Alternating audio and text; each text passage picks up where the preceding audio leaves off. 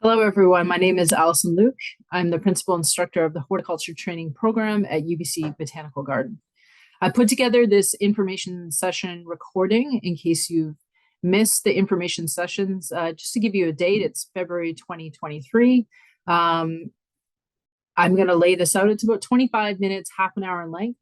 And if you still have questions at the end, I put in the email address and you feel free to reach out to me or the garden team, and I'll be happy to answer your questions. Or if you just want to come and go for a walk in the garden, see what the program's all about. Yeah, I'm just happy to connect with anyone in the gardening community. I'm just going to share my screen now so I can take you to the presentation.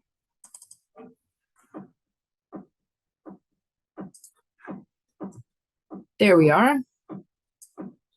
Perfect. Okay, so you're here to learn about our program and what we have to offer. So I want to start with the history of the garden. And of course, you'll want to know some important dates and what the schedule looks like for the 2023-2024 intake. Curriculum, we'll go over that, as well as the practicums and student projects. Field trips, big highlights of our program. And then we can take a look at a broader view of just horticulture in general, and more this is focused on you. What do you want to get out of the program? I can tell you what we offer, but ultimately I find that people tend to break down into two different groups. There are those with a little bit of experience in gardening or landscaping or horticulture, whatever terms you want to define it. And they want to work towards their Red Seal trade. They have specific goals in mind.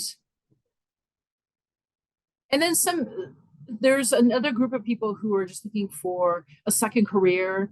We have plenty of people who come in who've done completely different things before going into gardening. And so this is a great 8-month period for you to come and try out and see if it's for you.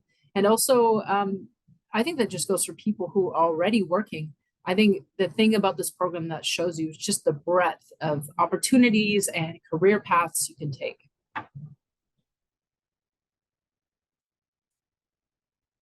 So just to situate you here, you can see on the map I've just posted, this is UBC at large, all of it on unceded Musqueam territory, has and always will be. The modern garden itself, we're started in 1916, so we are Canada's oldest botanical garden at a university. As far as getting up here, there's a variety of ways that the students come, as well as the people who work at the garden. Certainly you can drive. There's parking along Old Southwest Marine Drive, as well as in the main garden. People bike as well. It's very a green campus, accessible that way. And as well as there's transit. So if you go to the main bus loop, you can also come down here through a shuttle bus. And you can see that we're tucked away right on the bottom west hand side of the campus. Nitobe Botanical is, Nitobe Memorial Garden is also under the umbrella of UBC Botanical, but it's more on the northern side of the campus. And I posted maps for both gardens there, both amazing in their own rights. I could throw out some facts that we have a collection of over 30,000 plants, and I could tell you the acreage. It's quite a large garden, but it really doesn't do it justice unless you've been there. So I encourage you, if you have not even taken a visit to the botanical garden, to come down and see for yourself. Now you can see on the map, I've just circled and pointed to the garden pavilion.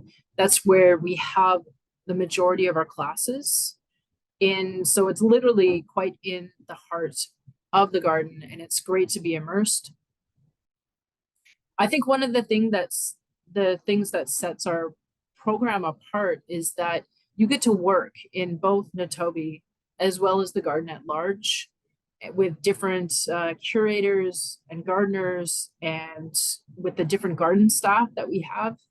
And I think that is what makes it so amazing. Our plant collections and the people that you work with, they have such a broad experience and different philosophies and gardening styles. And you can just pick and choose what resonates with you and gain a lot of experiences. And it's just a fantastic time. And this is what the practicums are really about, working with the gardeners in the garden, just learning skills. And again, here we are. We start the program end of August every year, and then end of April. But we go through all the seasons, and it's wonderful to be in the garden as we move through.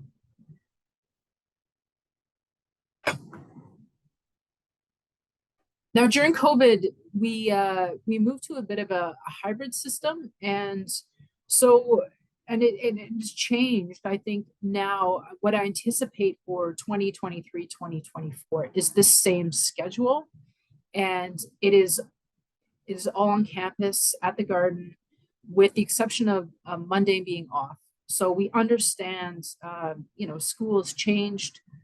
People need more flexibility to have work. They have family, they have other obligations. So this is just balancing what we feel is necessary for the best learning environment, as well as giving you some flexibility to do life outside. I'm just going to navigate away to the Botanical Garden website, because that is the easiest to get information from. Here I am on the UBC Botanical website under the Horticulture Training Program. I'm sure you've been there already, but you'll see on the head page there, you have the application package for when you're ready to apply. So just a note about this, you will not be going through the main UBC application process. We do things a little bit different down at the garden. It's a separate program altogether. So if you have any further communication or looking for the update of your status of your application, please communicate directly with the garden. And on that note, I just want to make it clear that students here at the Botanical Garden do not become students of UBC at large, although we have significant overlap with the campus, and I'm glad we have these relationships. You don't pay student fees. So you can see here, we've just broken down the tuition costs. It's now $6,000 per year. You can pay it up front, but most people pay it in installments. So you will notice, though, we do not have student fees on top of that. So while that has its pros, you will not be getting things that most people desire and want, such as a bus pass, or just having a card for certain student discounts. We can write letters to Van Dusen if you're looking for a student pass there. We certainly can do that, but just so you're aware, and if you want to reach out to me on any more questions about that. Housing comes to mind. People are looking, especially from out of town, are looking for student housing, and at the time, that's just not something that we can offer to you if you're a student here.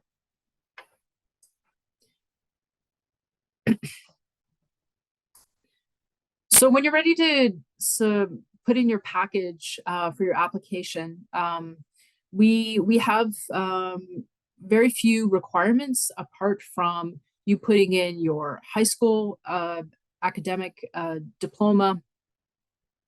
We just require an average of 70% for the last 2 years. And of course, either completion of Math 11 or 12. We realize for people out of province, this might have different names, and we'll just review those courses on a case-to-case basis. Proof of meetings UBC's English language admission standards. What this basically means is if English is your first language, you don't have to worry about supplying proof of this. It's just for if English is not your native tongue, then it's just making sure that everyone's on the same page when they come here, so they're not put at a disadvantage for any of the academic programs that they take. You can take a look at the link there to see what would qualify as meeting proof of English. I should know that while high school is the minimum of, if you've gone to do post-secondary, please make sure you contact the colleges and universities so you can submit those transcripts as well too. And this year there's no application fee for the program, which is great. Okay. As well, I went over some of the information above, but in addition to just putting in some of your academic, I want to highlight the personal statement of 250 to 500 words saying your interest in the program, why you'd be a good fit. This is really what we base a lot of our decisions off of. It's your why of why you want to do the program. And so if your academic is not showing that hot, you can make it up in other ways, such as your experience that you have already on the job, or a really detailed or keen goal that you have, that you think we can offer you to help you achieve. The references are important too, so we'd appreciate 2 to 3 written references. They can be coaches, teachers, colleagues, someone that knew in a supervisory capacity. And then when you're all ready, you can just feel free to submit that. All right, let's go down to financial aid. Now, as mentioned, because you're not becoming UBC students, and the nature of this program, it doesn't qualify for federal student loans. So if you're looking to fund this program, you're going to have to find alternative means. Personal loans through banks are certainly a good option for you. Some people have gone through Work BC or WorkSafe BC. There's a handful of scholarships that are available to horticulturalists. But I'm going to show you at the end of this presentation, through the incentives that the government offers for trades, you're going to see it's going to be really worth your while doing it that way. It will make it financially feasible on the back end for doing this program.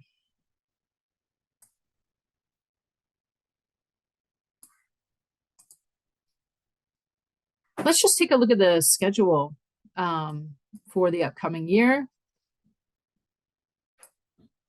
So it's 8 months long, as I mentioned in the beginning, and that is broken down into 4 different modules, and those are 8 weeks each. So while the program is very intensive, it's short and it goes by very quick.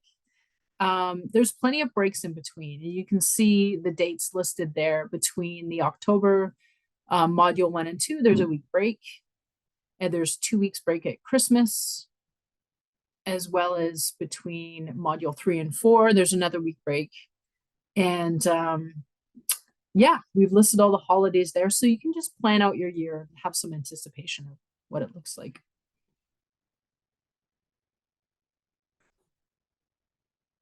And again, I have the schedule posted there, the same that's on the presentation. Actually, let's go back there right now. So I posted Canvas because you might be wondering how we deliver our content, the curriculum. So as we saw on each module, there are 5 courses per module, and those are all delivered on Canvas. So it's a software system. It's got a lot of good features. There's the inbox where you can send messages back and forth. You have submitted assignments, you do quizzes. There's all the notes online. It's really a generalized place where we manage everything. So although a tablet or a laptop is recommended, it's not necessary. You can bring your phone and follow along. Some people do bring their computer to school, and then some people just keep it at home, and they just, they have their rhythm of doing things at home. And to introduce you to the courses in the module, we start with plant ID, safety, soils. We do landscape construction and plant sciences 1. And plant sciences, that's, botany and a lot of basic plant science in there that continues on into module 2, as well as another plant ID session. We go into a little bit of food production, so you're into edible gardening. It crosses over a bit into agriculture there. And then we talk about plant health, IBM, and landscape design. And this is where we are right now in the program. We're just finishing up module 3.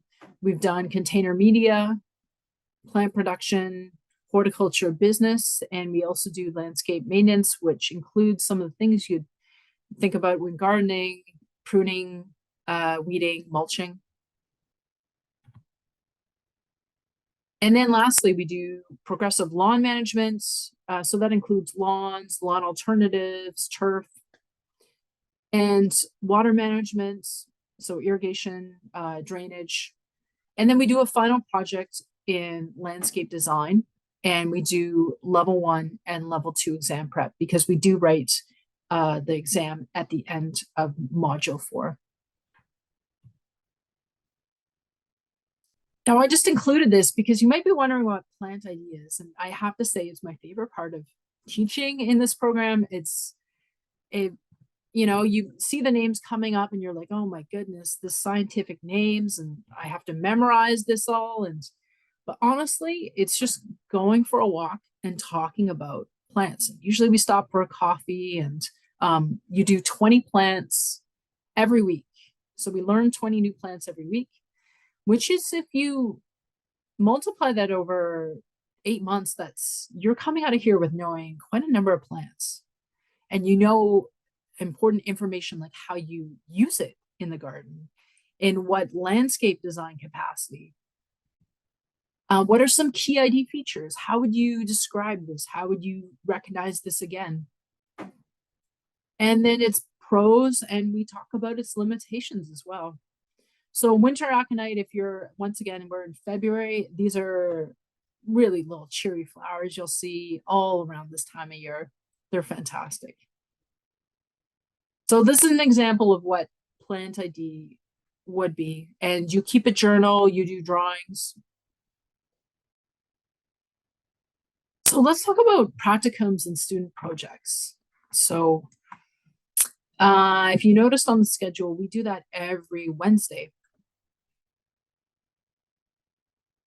And I want to list some things that you're going to need. The tuition was $6,000, but supplies are over and above that. So if you're already gardening, if you're already working in the industry, a lot of these things you're going to have already. If you need to go out and buy these, I would suggest they were going to cost maybe around $500 to purchase this. So any personal tools, gloves, because we're in a range of seasons, I would suggest something thin. And then, for the winter, something a bit thicker. You'll definitely need some steel-toed boots, either leather. Rubber rain boots are a great thing to have. It gets really wet in the winter. And then sun protection for late summer and early fall, and then warm clothes this time of year. And of course, rain gear. You need the good rain gear. It's really important. There's too many things to cover in practicum. We do so many different things. So I just want to give you like a little taste of what we do. We have our own poly house where we propagate things. So you'll see on the left, we have a lot of seeds and cuttings started. We make our own plants. We use it for our own project, some for projects in the garden. And on the right, you can see that we're pruning blueberry bushes. That's something we do at the UBC farm, and we have a great relationship with them. It's great to do in early February. Here we have a lawn renovation in late spring, pulling out all the machinery and all hands on deck. It's a fantastic day. Just general cleanup around the garden. You learn how to use new tools, so it's a really low stakes environment to learn how to do it. Anything from hand tools to some more of the machinery, the tractor, the hedge trimmer. We do hardscaping, we do planting. And then it can depend year on year what projects we do. Some, for instance, here was the woodworking project we did last year. We built some cedar planter boxes, and then you see in the middle picture, we actually installed the soil and then irrigation into each box. And we also made and hung some mason bee boxes, which was great fun. Now we love to call it the Sandbox Project. It's really the class's yearly project that they make. It's always an original design. And basically the class builds it up, and then the class following them, they come and tear it down and build it all back again. So it's, it really looks different each year, but this is the paving project that we did this year in the Sandbox. And then they built a fence near the back and a bench, and they just finished the arbor as well.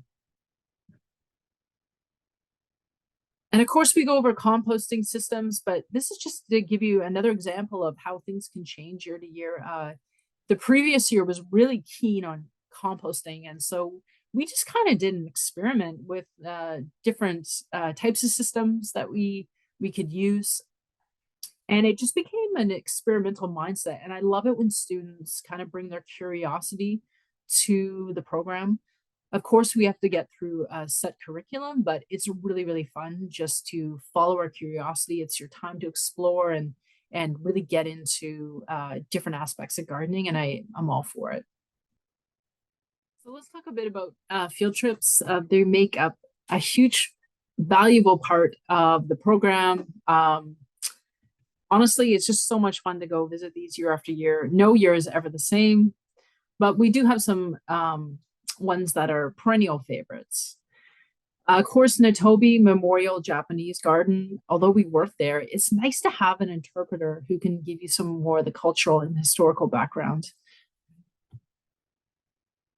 BDU Biodiversity Museum is also on campus, and it's just a fantastic place to go and see plants. They have a working herbarium there, and what a treasure. Dr. Sun Yat-sen Classical Chinese Garden. It's the first Chinese garden outside of China, actually, here in Vancouver. What a great place to go. And it's nice to find all these different styles as we're looking at design, all these different cultures have given to the world of gardening. And here we are at Linnea Nursery. That's a native plant and shrub specialty place out in Abbotsford, I believe. And Surrey Tree Center, what a gem. It's so interesting. We send all our conifer cones there, and they process them.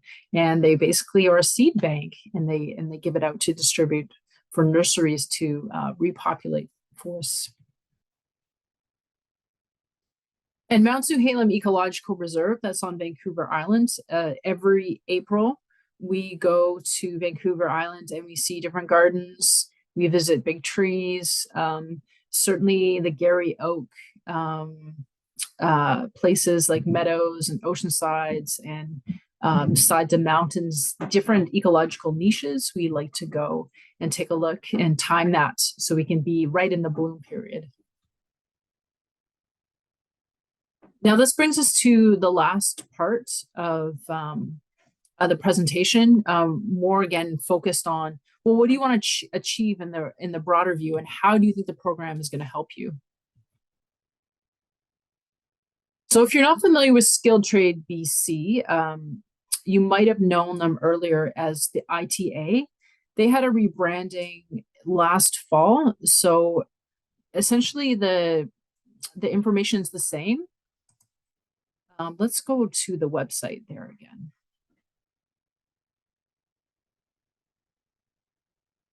And so what we offer here at UBC Botanical Garden is essentially we're working towards your landscape horticulturalist certification.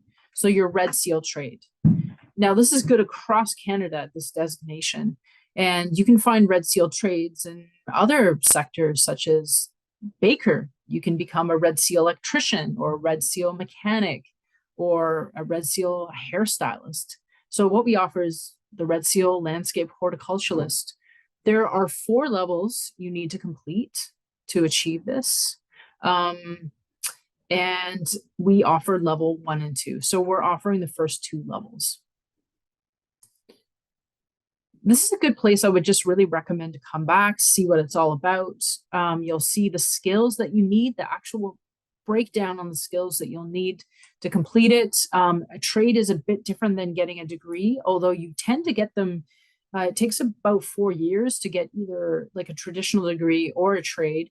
But what you're doing, it's a combination of theoretical school and also gaining workplace hours where you're actually working somewhere and contributing towards your qualification.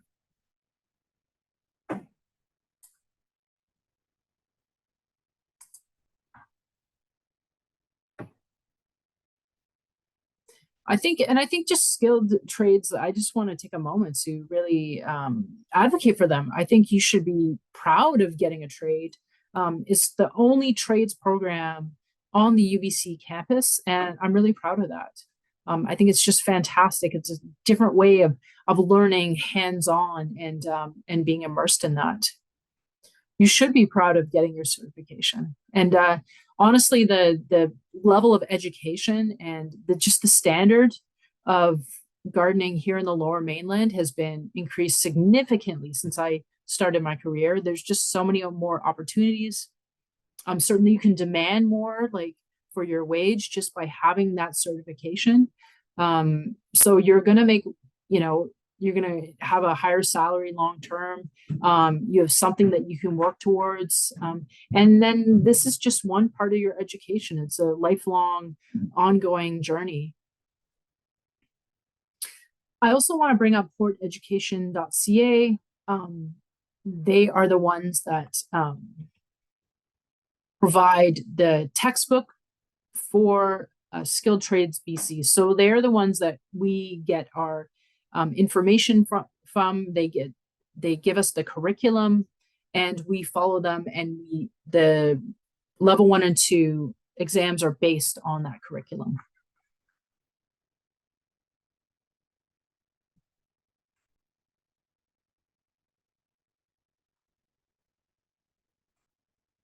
Now, I suggested going to Skilled Trades BC, but I would also suggest going to horticulture.ca. They're a really good advocate for all of the above I've just mentioned.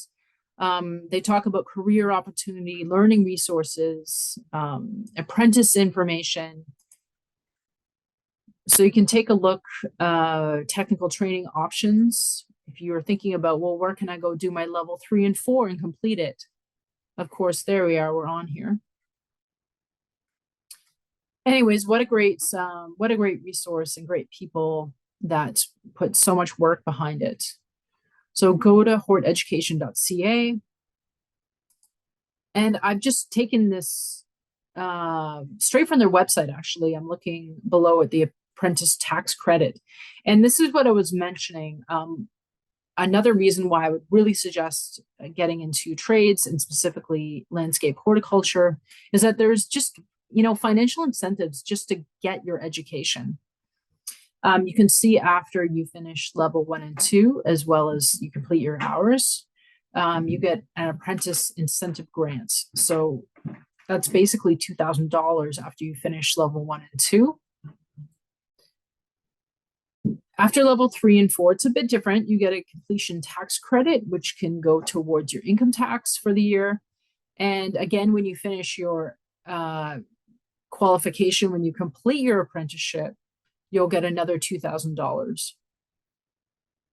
When you do the math on that, you'll actually see that the program pays for itself. So when we look at the balancing tuition and what you receive on the other side, just by the government trying to incentivize people going into trades, you can see there's a lot of benefits to it.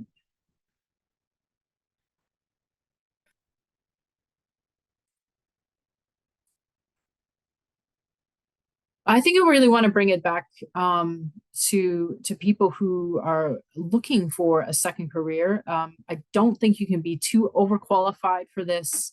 We had someone with their PhD last year, and we had people straight out of high school.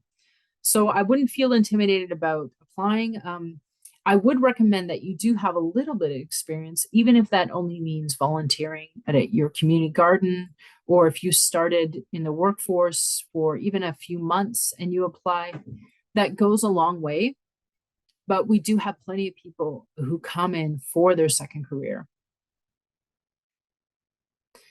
But at the end of the day, everyone's unique, and the beauty of this program is that it's broad enough to encompass all sorts of niches within the trade, whether it's horticultural therapy, irrigation, maintenance, design, botanical illustration.